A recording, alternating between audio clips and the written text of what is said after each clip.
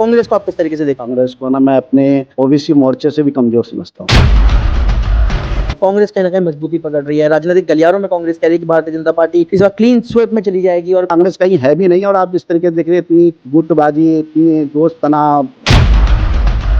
इस बार भारतीय जनता पार्टी की आपसी गुटबाजी जो है भारतीय जनता पार्टी को हराने का एक बड़ा काम करेगी। ये कहीं भी कोई गुटबाजी नहीं है। अब आने वाले टाइम भाजपा का था, अब है और हमेशा रहने वाला है।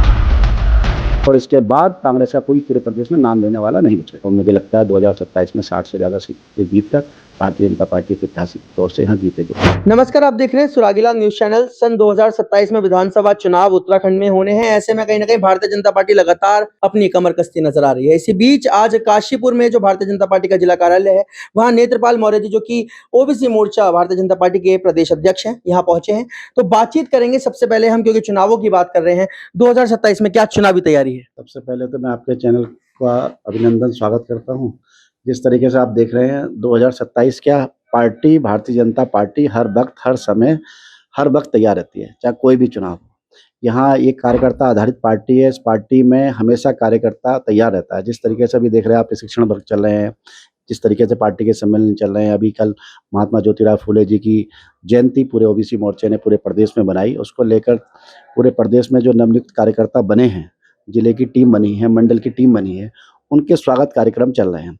आज उसी के निमित्त काशीपुर जिले में अपने महेश प्रजापति जी, जो यहाँ के सम्मानित जिला अध्यक्ष हैं ओबीसी मोर्चे के, इन्होंने यहाँ बुलाया कि भाई साहब रहना है इस कार्यक्रम में। तो आज ये भव्य कार्यक्रम, भव्य स्वागत कार्यक्रम, सम्मान समारोह हो रहा है। उसमें सब उपस्थित हुए हैं। प्रदेश के महामंत्री अपने रविपाल जी हैं, मनोज प्रजापति जी, सभी मातृशक्ति, सभी भारतीय जनता पार्टी के युवा कार्यकर्ता सब पहुंचे हुए हैं।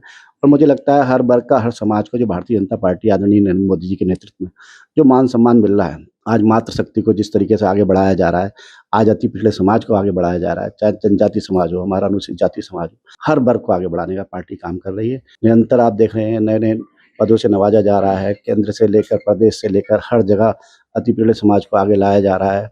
चाहे केंद्र में 27% आरक्षण से लेकर 27 मंत्रियों को जिस तरीके से भारत सरकार में रखा गया है, उसी तरीके से उत्तराखंड सरकार में आप देख रहे हैं। यहाँ से चाहे राज्यसभा भेजना हो पिछड़े समाज को, चाहे आप पूरे प्रदेश में जिस तरीके से हर सरकार में प्रतिनिधित्व मिल रहा है, आदरणीय पुष्कर सिंह धामी जी के नेतृत्व में लगातार सरकार बहुत तेजी के साथ संगठन और सरकार मिलकर तालमेल मिला के काम कर रहा है। और मुझे लगता है 2027 में 60 से ज़्यादा सीटें जीतकर भारतीय जनता पार्टी के ऐतिहासिक तौर से यहाँ जीतेगी उत्तराखंड। जी हाँ, कहीं ना कहीं मौर्य जी जो है एक बड़ी सीट का, एक बड़ी जीत का, प्रचंड जीत का कहीं ना कहीं दावा कर रहे हैं कि 70 विधानसभा सीटों में से लगभग 60 प्लस जो है भारतीय जनता पार्टी इस बार लाएगी। लेकिन वही बात करें, मौर्य जी आप ओबीसी मोर्चे से आते हैं, तो ऐसे में ओबीसी मोर्चा का क्या योगदान, क्या जो है कहीं ना कहीं भूमिका रहने वाली है आगामी चुनावों में, उसको लेकर कुछ बताइए। देखिए, जिस तरीके से पूरी पार्टी का, ओबीसी मोर्चा का कार्यकर्ता पूरे प्रदेश में, हमारा पूरा संगठन तैयार हो चुका है। हमने पूरे प्रदेश की कार्यकारिणी का गठन होने के बाद जिले की कार्यकारिणी का गठन हो गया, मंडल का विस्तार हो गया, मंडल की कार्यकारिणी बन गई और सभी कार्यकर्ता बढ़ चढ़कर अपने अपने क्षेत्र में लगकर अपने बूथ को मजबूत करने का काम कर रहे हैं, अपने मोर्चे पे खड़े हुए हैं। जो भी संगठन द्वारा जो भी दिशा निर्देश मिलता है उसमें बढ़ चढ़कर भारतीय जनता पार्टी ओबीसी मोर्चे का कार्यकर्ता बढ़ चढ़कर भाग ले रहा है। आज ओबीसी मोर्चे का कार्यकर्ता आप देख रहे हैं जिस तरीके से, चाहे वो जिला पंचायत अध्यक्ष हो, चाहे नगर पालिका चेयरमैन हो, चाहे मेयर हो, बहुत बड़ी संख्या में कार्यकर्ताओं को भारतीय जनता पार्टी मान सम्मान दे रही है और निरंतर ये आज भी दे रही है और आगे भी देती रहेगी। मुझे विश्वास है आने वाले समय में एक एक कार्यकर्ता को और भी बढ़ चढ़कर आगे मान सम्मान भारतीय जनता पार्टी में मिलने वाला है। बात करें, एक सवाल जो हमेशा जायज़ रहता है कि अपने विपक्ष के रूप में कांग्रेस, क्योंकि कहीं न कहीं एक विपक्ष के रूप में देखी जाती है, मजबूत विपक्ष के रूप में देखी जा रही है।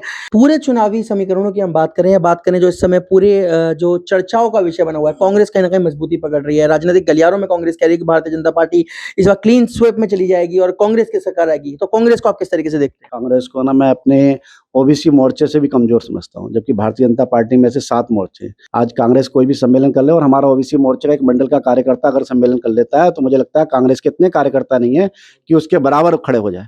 और यहाँ तो अगर जिले का, अगर हम लोग सम्मेलन कर लें, जिले का किसी भी तरीके से ओबीसी मोर्चे का कार्यक्रम कर ले, तो वहाँ पर पूरे जिले के मिलाकर, मतलब दोनों, मैं कहता हूँ हमारा उधम सिंह नगर काशीपुर जिला मिलाकर ओबीसी मोर्चे के आसपास में भी खड़ी नहीं है।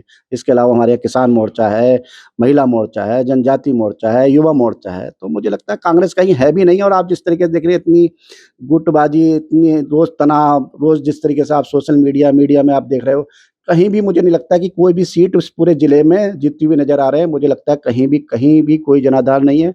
आज जनता उनको बहुत समय से 50 साल तक उनको झेला है और उन्होंने हमारे अति पिछड़े समाज को हमेशा हमारे वोट बैंक को लूटा है। आज तक कुछ भी नहीं दिया। आज जिस तरीके से बताया ना, कोई कांग्रेस का नेता बताया कि भैया ओबीसी समाज को, अति पिछड़े समाज को प्रदेश के अंदर क्या दिया? कभी आपने सांसद बनाया? कभी राज्यसभा सांसद किसी को भेजा?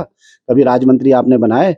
कभी आपने किसी लायक खड़ा किया? आज भारतीय जनता पार्टी बढ़ चढ़कर एक कार्यकर्ताओं को बाहर निकाल के ला रही है और हर कार्यकर्ता को जिस तरीके से मान सम्मान मिल रहा है, वो मुझे लगता नहीं है कभी कांग्रेस ने कभी दिया होगा।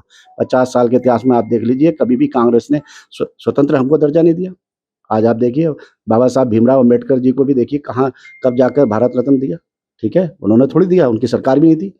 आज हमारे जितने भी हैं, आज इस तरीके से भारतीय जनता पार्टी ही आज ऐसा है जो हमारे महान महापुरुष रहे हैं। आज चाहे उनकी जयंतियां बन रही हैं, आज पूरे आदरणीय विश्व के सबसे लोकप्रिय नेता आदरणीय नरेंद्र मोदी जी एक हमारे महापुरुषों की जयंती बना रहे हैं। कभी बनाई इन लोगों ने कभी किसी की जयंती? तो मुझे लगता है अब जनता जाग चुकी है। अब आने वाला टाइम भाजपा का था, अब है और हमेशा रहने वाला है। कहीं न कहीं कांग्रेस का ये भी कहना है सर, कांग्रेस के कुछ दिग्गजों का ये कहना है कि इस बार भारतीय जनता पार्टी की आपसी गुटबाजी जो है भारतीय जनता पार्टी को हराने का एक बड़ा काम करेगी। उसको आप किस तरीके से देखते हैं उत्तराखंड में?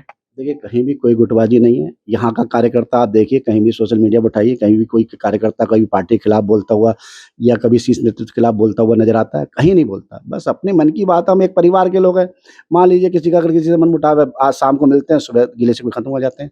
तो हर व्यक्ति कहीं न कहीं लगा हुआ है। हमारा सबका एक ही लक्ष्य है, भारतीय जनता पार्टी मजबूत होनी चाहिए।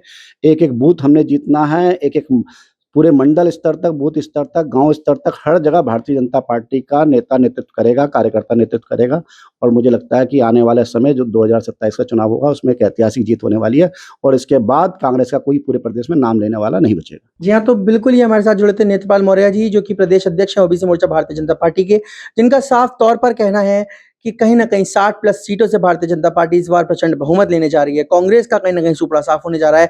हालाँकि 2027 के विधानसभा चुनाव अभी दूर हैं। देखने वाली बात ये होगी कि आगामी चुनावों में किसके सर सजेगा उत्तराखंड सरकार का ताज, कौन-सी पार्टी आएगी, किस तरीके से चुनाव रहने वाला है, किसकी भूमिका ज़्यादा रहने वाली है। सभी विषयों पर हम बातचीत करेंगे, लगातार चुनावी इंटरव्यूज़, अपडेट्स लाते रहेंगे। तब तक के लिए जुड़े रहिए हमारे साथ। धन्यवाद।